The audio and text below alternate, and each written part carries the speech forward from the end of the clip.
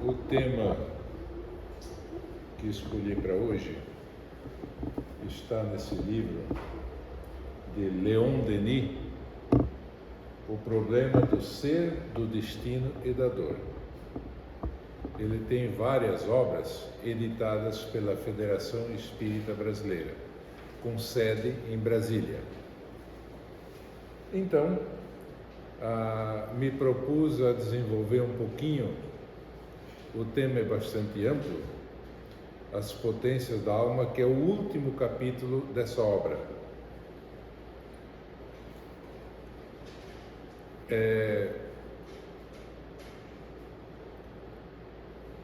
Na verdade,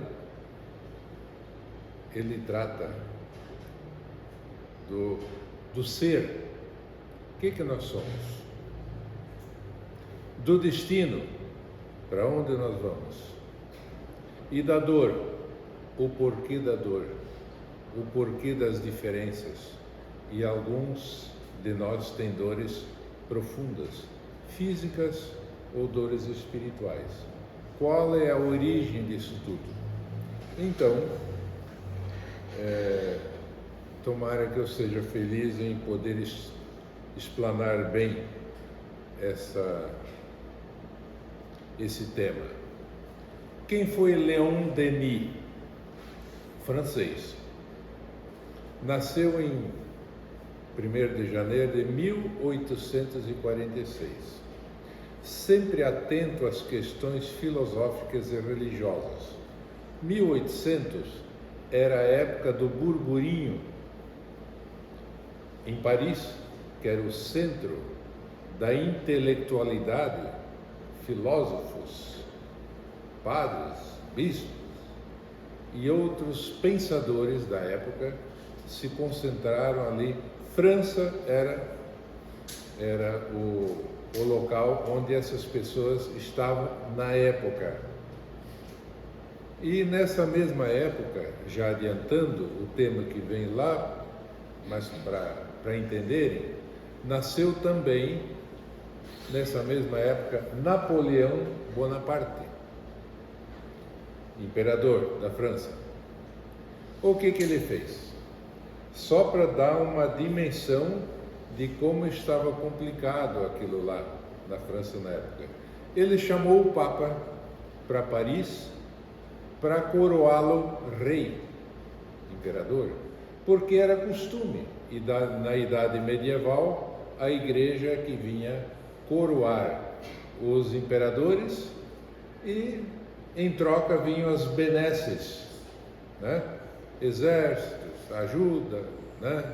Essas coisas. O Estado e a religião se confundiram durante a Idade Média, a partir do ano 300 e pouco, com o imperador Constantino. E a mãe dele, Helena, que depois virou santa, e nós temos a Santa Helena, que é em homenagem a Helena de Constantino. Bom, a mãe dele. Tá bom, o Papa Pio VII veio até a França, solenidade muito especial, cortejo e tudo mais, foi rezar a missa na Catedral de Notre-Dame, de Paris, aquela que pegou fogo, está no final da reforma agora. Deixou o Papa fazer a pregação, vai ter um sermão, por sinal deve ter sido rasgado uns elogios ao novo imperador, Bonaparte era novo. E depois, antes do ir pelo ofertório, antes do ofertório, normalmente acontecem as sagrações. Aí trouxeram o imperador, o Papa, trouxeram um travesseirinho lá, coisa muito especial, chique, onde estavam duas coroas. A primeira era dele. O que ele fez na hora da coroação? Ele mesmo pegou a coroa e botou em cima da cabeça. Em seguida, pegou a outra coroa, a mulher dele, a esposa dele, Isso significa o quê? Começa a separação entre o Estado e a Igreja. Porque a Igreja, na época, não conseguia mais resolver os problemas do ser, do destino, não é? Leon Denis. E daí começou as separações gradativas e culminou com Allan Kardec. Que até ali a fé era cega. Quer dizer o que fé cega? Você acredita naquilo que o pastor, o padre, o bispo, o papa falou. Provérbio latino da época, latino. Roma locuta, causa finita. Roma falou, encerrado o caso. Se o Papa disse que é assim, não se discute mais. Esse é o sentido. Muito bem. Então, mas vamos adiante, porque se for contar muita história, não chegamos no desenvolvimento da questão. Então, as questões religiosas eram muito discutidas na época. Leon Denis teve seu primeiro contato com o Espiritismo aos 18 anos, ao ler o Livro dos Espíritos, de Allan Kardec, que foi uma nova proposta. E essa proposta caiu bem no meio intelectual. Opa, até que enfim alguém apareceu e disse coisa com coisa.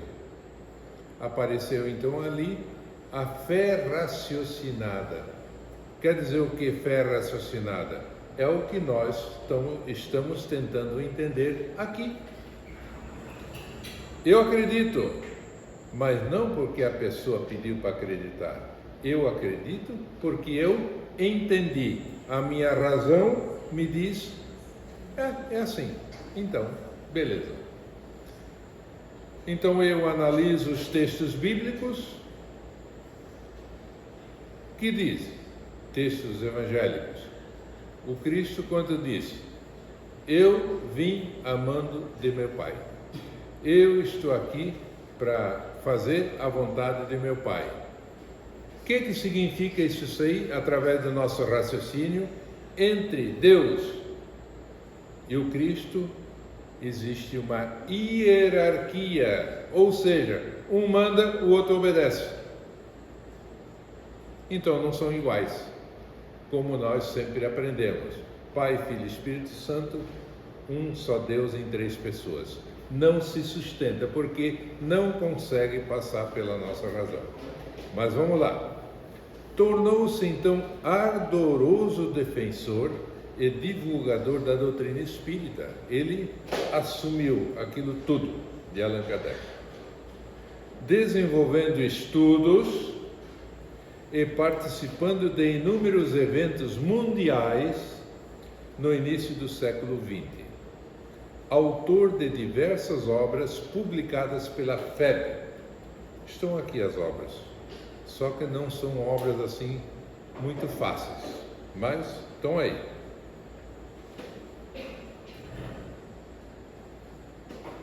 Potências da Alma, que é o último capítulo dessa obra. Aqui não estão todas, mais ou menos. A mensagem inicial tratou de uma, que é o assunto de hoje, a vontade. Então, as potências da alma, a força, o que está dentro de nós, a vontade, a consciência, o livre-arbítrio, o pensamento, o amor, a dor e o prazer. Tem outras ainda, que estão dentro de nós em germe. O Cristo gostava, ele falou do grão de mostarda, pequenininho, que depois vira uma árvore frondosa. Assim são as nossas potências. Estão lá dentro em germe, bem pequenininho. Depende da nossa vontade desenvolvê-las. Mas vamos lá.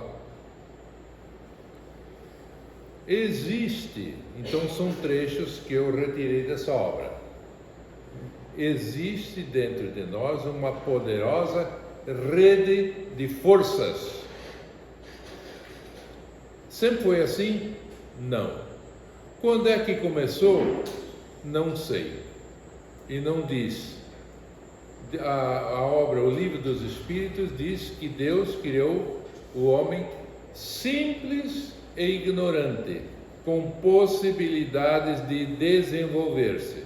Então vamos esquecer a nossa passagem pelo mineral, pelo vegetal, pelo animal, que isso também é uma história complicada.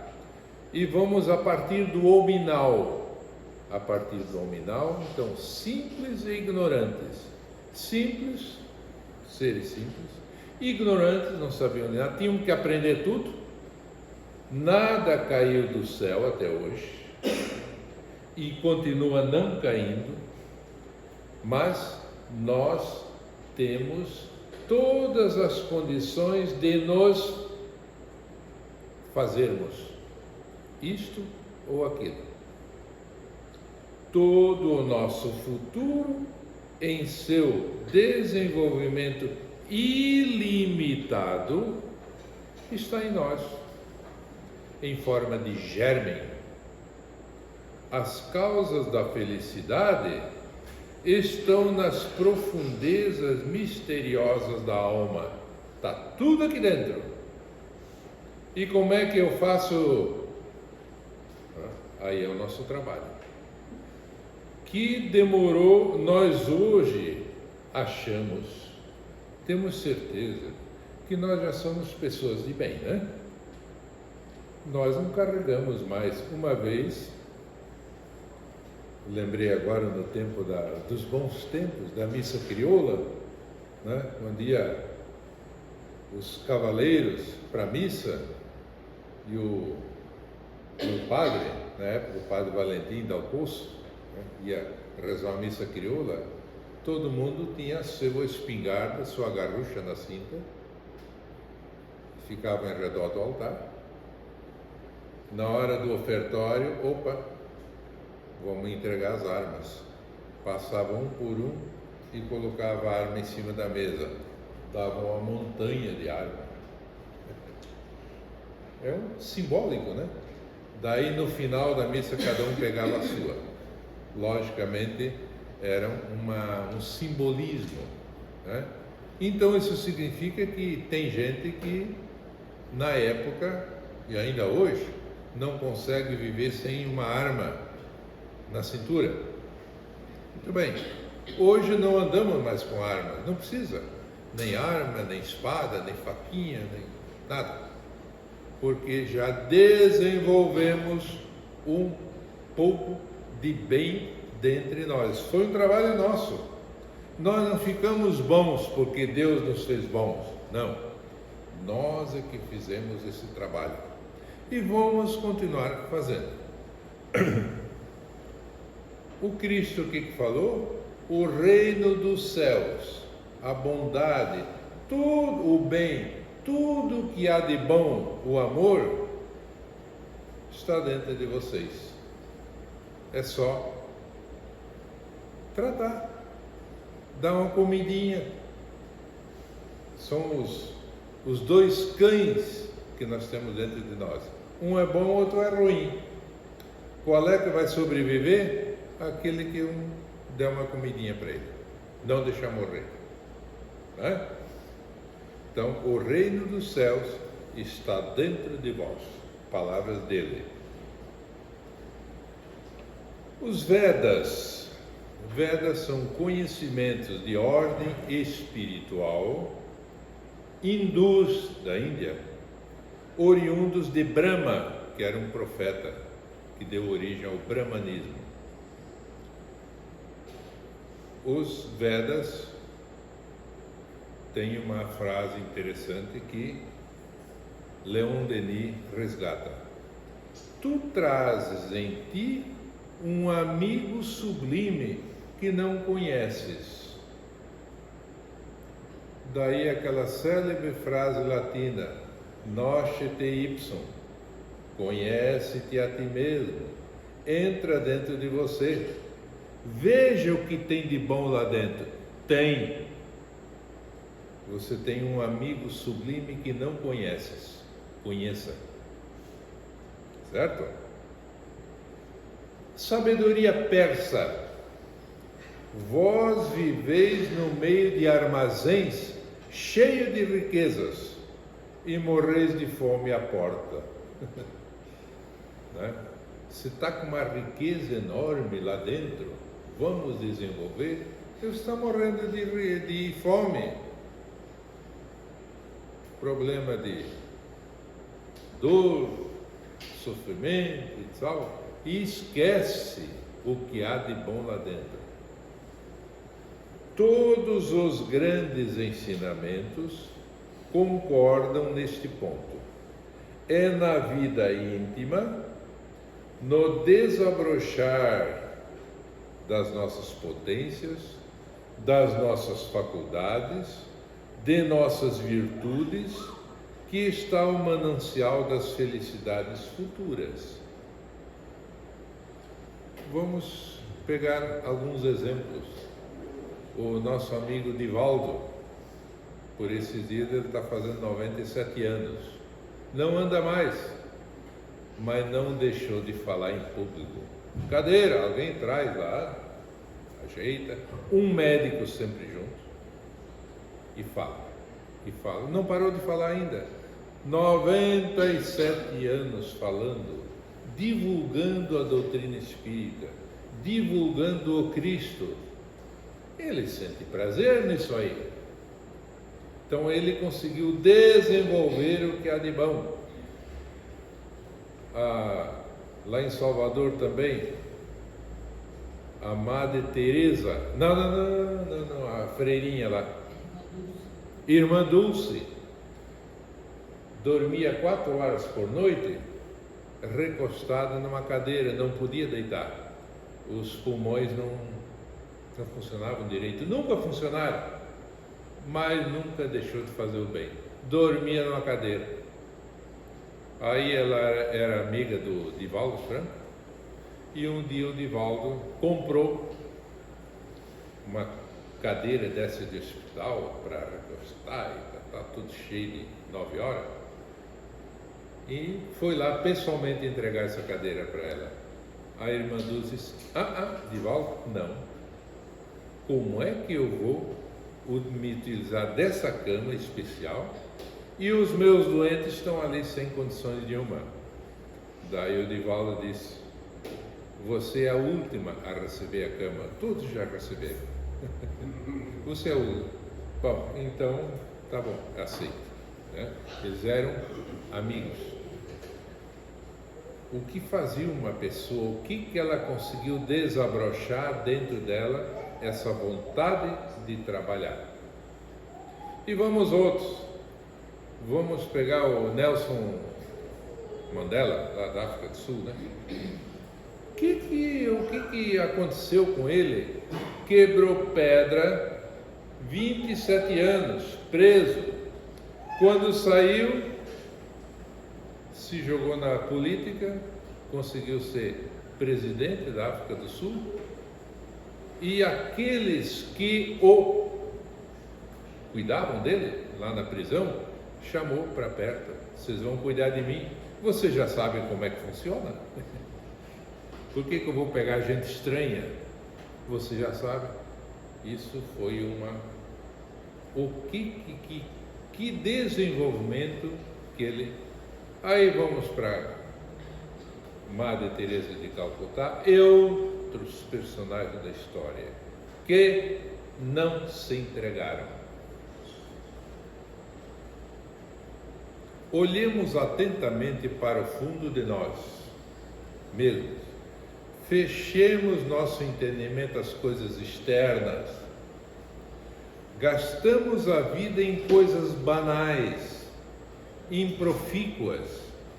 Percorremos a existência, o caminho da existência, sem nada saber de nós mesmos, das riquezas psíquicas, cuja valorização nos proporcionaria gozos inumeráveis. Nós estamos preocupados em comer bem. Onde é que vai ter janta hoje? Lá eu vou. Amanhã, e vai. E o trabalho, dinheiro, isso aqui não dá dinheiro, e vai, e vai. Coisas exteriores, como me visto, essas histórias.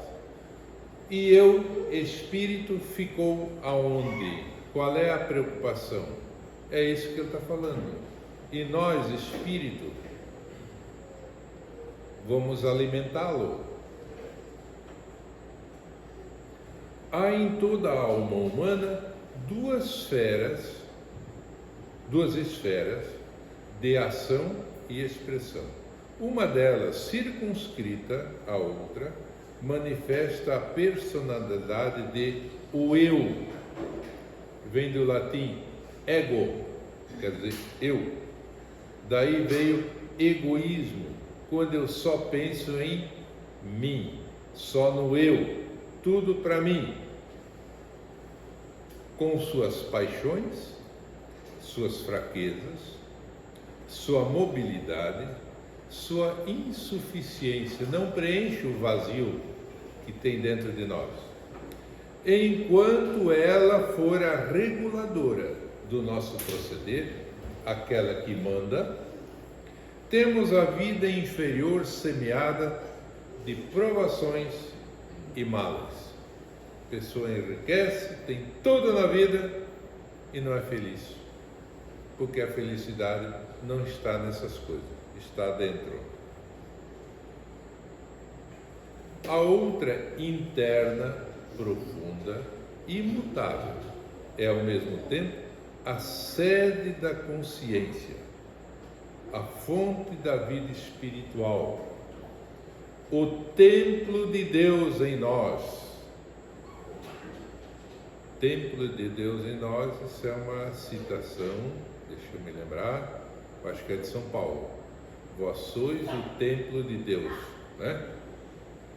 É onde Deus reside, na concepção da época, num templo, e esse templo está dentro de nós. É somente quando esse centro de ação domina o outro, o Espírito, as coisas de Deus, as coisas do bem, dominam estão acima das coisas físicas, né? Do ego, do egoísmo. Aí sim, quando suas impulsões nos dirigem, que se revelam nossas potências ocultas e que o Espírito se afirma em seu brilho e beleza. A pessoa, como se diz, está harmonizada consigo mesmo. Tem que comer? Tá bom, então vamos comer. O necessário. Tem que trabalhar? Sim, o trabalho desenvolve. O progresso depende do trabalho das pessoas. Mas não fica doido de tanto trabalhar. Igual o Japão, que o imperador japonês, pouco tempo atrás, teve que baixar norma, leis, porque o japonês só sabe trabalhar. Ele não para dormir, é trabalho, trabalho, trabalho. Ele limitou o trabalho.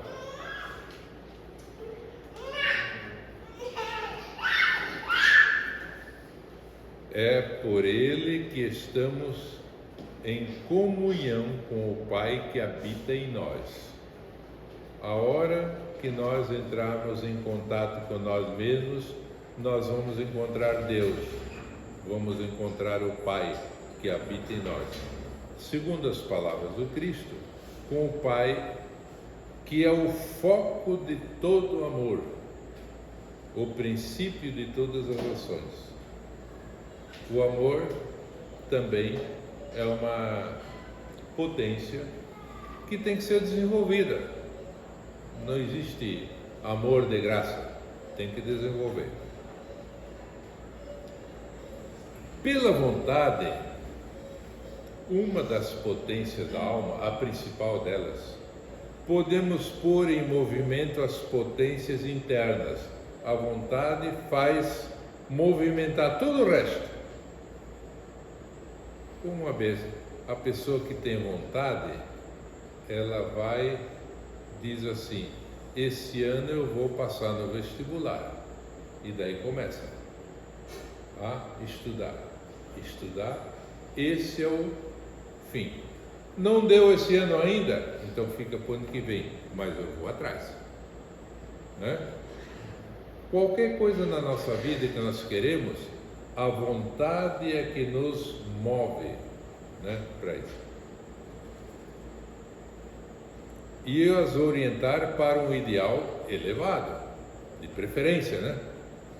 O uso persistente, tenaz, dessa faculdade soberana permitir-nos a modificar a nossa natureza, né?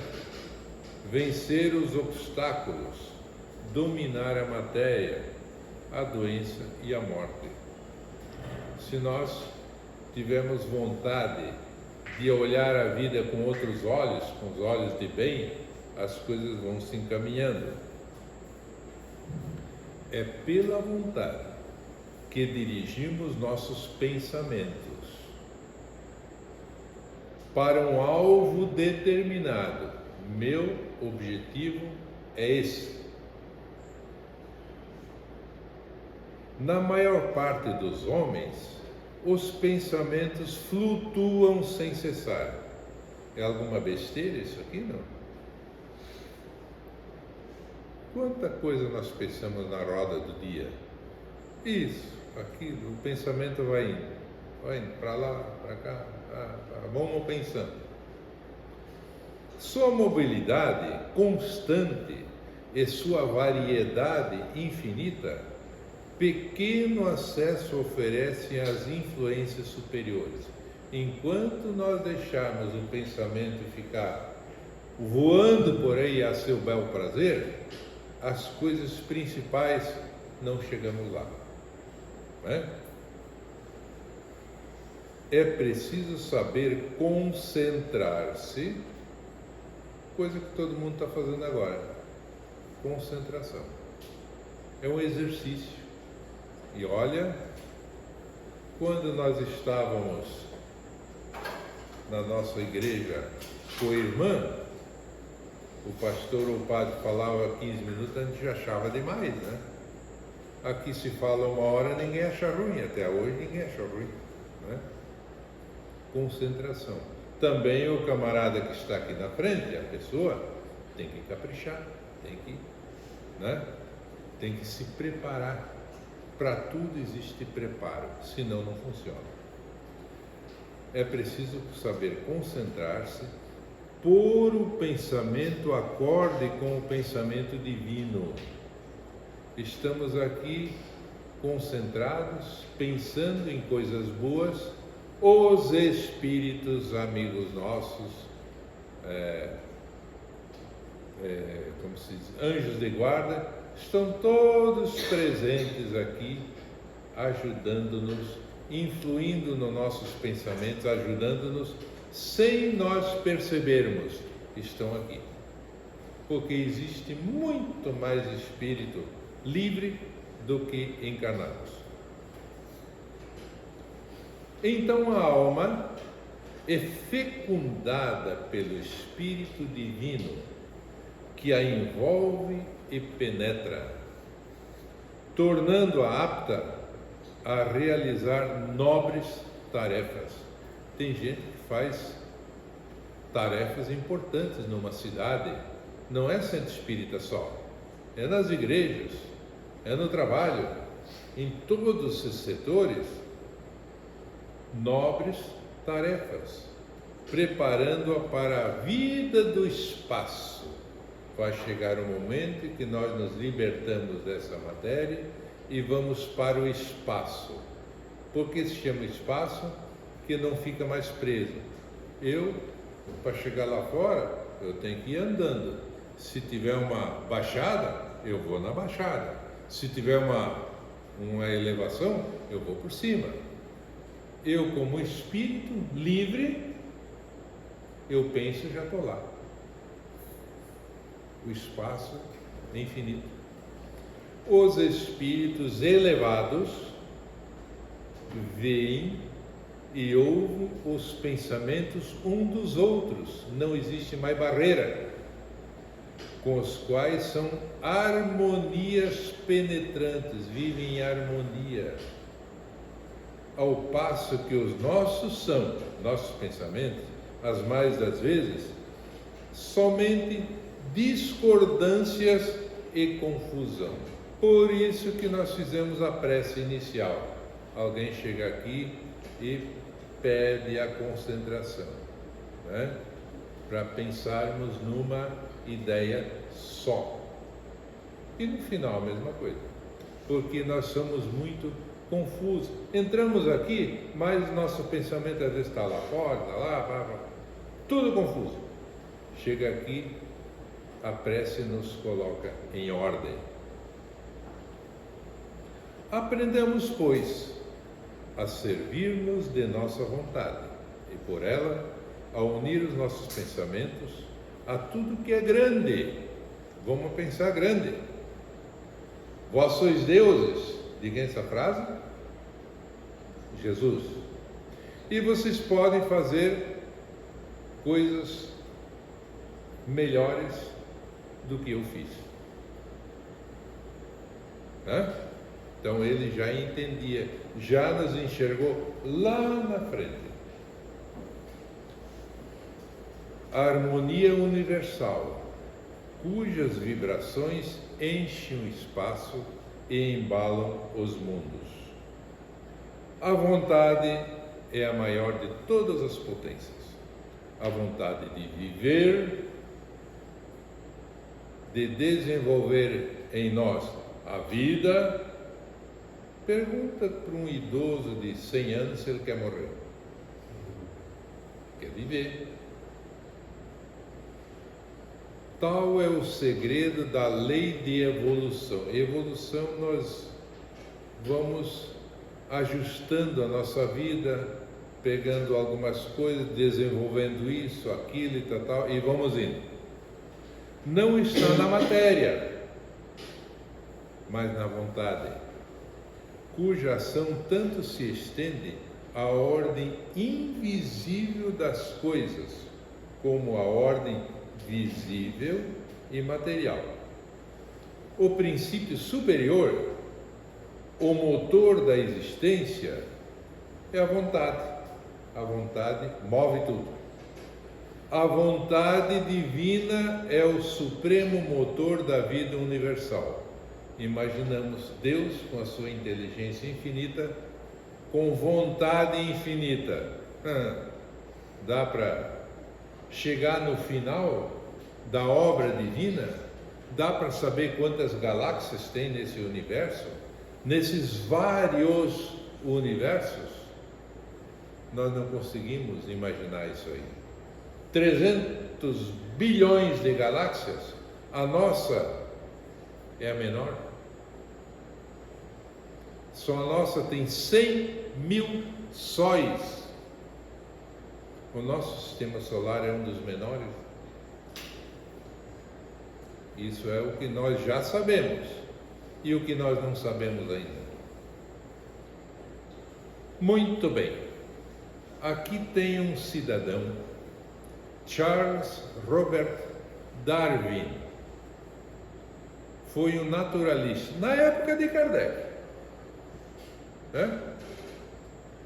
Geólogo e biólogo britânico, célebre por seus avanços sobre a evolução nas ciências biológicas.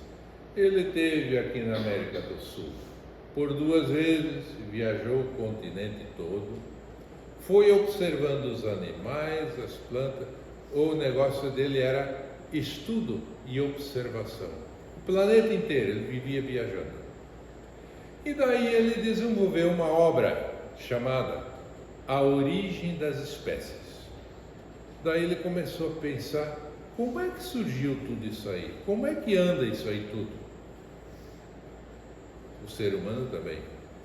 Livro que desenvolve a teoria segundo a qual os organismos vivos evoluem através de um processo que chamou de seleção natural, ou seja, o mais forte sobrevive, o mais fraco morre. Pronto, acabou. Vai selecionando, os fortes sobrevivem, casam entre eles, vem mais, assim a evolução que ele concebeu. Os doentes, raquíticos, os que não têm condições, morrem à seleção das espécies. Só que ele não conseguiu uma coisa na época, né? Que é, quem é que fez isso tudo no seu começo? É igual a teoria do Big Bang, né? Quem é que deu o primeiro tiro? Quem é que acendeu o primeiro fósforo para explodir isso aí? Tá bom, vamos imaginar que isso tudo é resultado de uma explosão universal. Quem é que acendeu o pavio? Ninguém falou até hoje. A mesma coisa aconteceu com Darwin, ou darwinismo, evolucionismo. Ao contrário, isso foi o começo, não foi ruim não, foi o começo da evolução que depois Allan Kardec desenvolveu, né? E o contrário disso aí é chamado criacionismo, é a crença religiosa de que a humanidade, a vida, a terra, o universo, são criação de um agente sobrenatural, Deus, segundo Gênesis. Quem já leu Gênesis, ótimo. Quem não leu, faz favor. Vamos ler a Bíblia, o comecinho. Como é que Deus criou o mundo? Né? Em 6 dias. No 7º ele descansou. Isso é simbólico. Criou Adão e Eva, um casal. Mas todo mundo que cria algum bichinho sabe que de um casal você vai até um ponto, depois degenera tudo. Os filhos de Adão, Caim, Abel. Caim matou Abel. E Abel casou com quem? Como diz um palestrante, com a macaca. Mas daí a macaca já existia também. Então são questões que não têm praticidade. Bom, no entanto, o termo criacionismo é mais comumente usado para se referir à rejeição por motivação religiosa de certos processos biológicos, particularmente a evolução. Então, na verdade, nós somos todos evolucionistas. Criacionismo, isso foi até essa época ali, 1800. E o criacionismo não conseguiu resolver essas questões. De onde vim? O que eu estou fazendo aqui? Para onde vou? E por que é todo mundo diferente? Se Deus criou na hora da concepção, então devia ter criado igual, né? Todo mundo igual, todo mundo no mesmo começo, mas não é. Então nós sabemos através da doutrina espírita, o espírito já existia antes. Então esse é o criacionismo, que em alguns países é muito forte, particularmente nos Estados Unidos, onde é 80%, 90%, né? Evangélico, luterano, eles são criacionistas. Evolucionismo é complicado lá. Aqui no Brasil não tem problema. As duas correntes sobrevivem, convivem sem problema. A vontade pode agir tanto no sono como na vigília. Eu tenho vontade de fazer o bem, essa vontade age quando eu estou em vigília, e quando eu vou dormir, continua agindo. Por quê? 1/3 da nossa vida nós passamos dormindo. Isso não é de graça, tem alguma finalidade. Aí o Cristo falou: onde está o vosso tesouro, aí está o vosso coração. Qual é o tesouro que você elegeu para você mesmo? trabalhar e ganhar dinheiro? Então tudo bem, você coloca o coração nessa ideia e o resto esquece.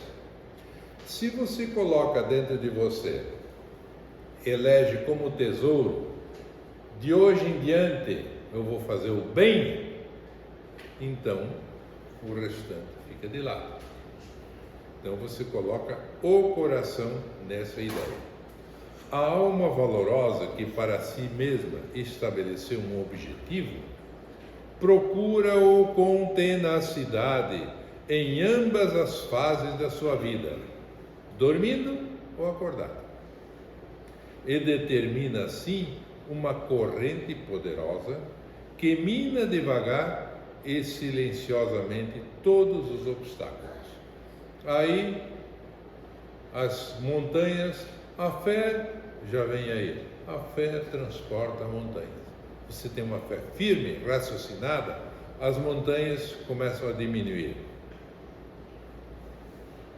Agora tem umas coisinhas aqui que eu juntei. Vocês já ouviram falar em estigma? Estigma,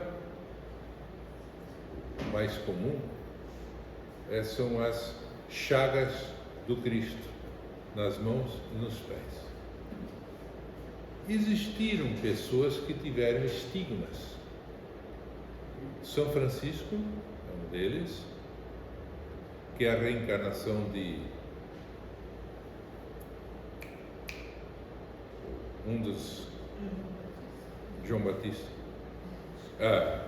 João Batista? É João Batista não, João Evangelista. Tinha estigma. E o outro santo que tinha estigma, Frei Pio. Por que isso?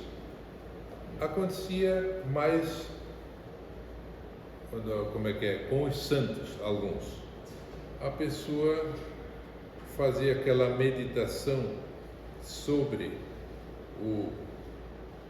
os cravos do Cristo, como é que doía aquilo, as mãos e pés. Aquilo foi tão forte que começaram a aparecer os estigmas. Quer dizer, o poder da alma sobre o corpo, na sugestão e autossugestão. Tem filme sobre isso aí, né? Interessante até. Então, quem nunca ouviu falar, pesquise. Estigma, pessoa estigmatizada. É tão forte que a pessoa consegue, através da meditação, provocar essas feridas, cicatrizes. E alguns, toda sexta-feira, porque sexta-feira é que morreu o Cristo, né? Desencarnou. Outra coisa, pessimismo nos torna fracos. O otimismo nos torna forte. É a vontade que aciona as potências da alma e nos fazem otimistas. Mens sana in corpore sano. Mente sã, positiva, num corpo são. Se eu tenho uma mente sã, o corpo vem se arrastando com a sua sanidade atrás. De quem é isso aí? Diz aí que é um poeta romano chamado Juvenal, muito antigo. Ou seja, eu gosto dessa frase aqui: o mundo é conforme você o enxerga. Se você olha para o mundo e vê a oportunidade de você se desenvolver, Deus nos colocou em Santa Helena, nessa cidadezinha gostosa, sem morro para cair, sem enchente. Uma sequinha às vezes faz parte, também tudo da melhor qualidade também não é bom. Num centro espírita, o que você quer mais? Está de bom tamanho, né? Então vamos ser otimistas. O mundo é Agora, se você enxerga defeito em tudo, vocês conhecem, existem pessoas desse tipo. Enxergam tudo errado. Querer é poder. A frase é do Leon Denis. Tem gente que não concorda, mas querer tem a sua... é poder. Você tem que querer. O poder da vontade é ilimitado. Como consequência, a fé transporta montanhas. E só uma frase final que ele coloca, são 2 páginas, eu peguei só um trechinho. Não é consolador e belo poder dizer: sou uma inteligência e uma vontade livres. Eu sou isso aí.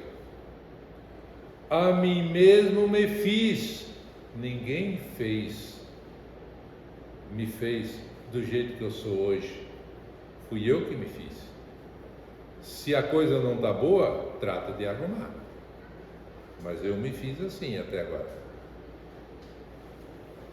Inconscientemente, sem saber, através das idades. Hoje de manhã, no grupo de estudo, estava falando, nós já reencarnamos lá na Índia, lá no Peru, entre os Incas, lá na Europa, nós somos... Quantas origens temos aqui? Alemães, italianos, e vai por aí fora. Tudo misturado. Isso porque nós já rodamos o planeta. Que espetáculo! A mim mesmo me fiz através das idades. Edifiquei lentamente a minha individualidade e liberdade. E agora eu conheço a grandeza e a força que existe em mim. Tomara que essas ideias consigam dar uma mexidinha dentro de nós mesmos, que é isso que é o objetivo da colocação de hoje. Muito obrigado.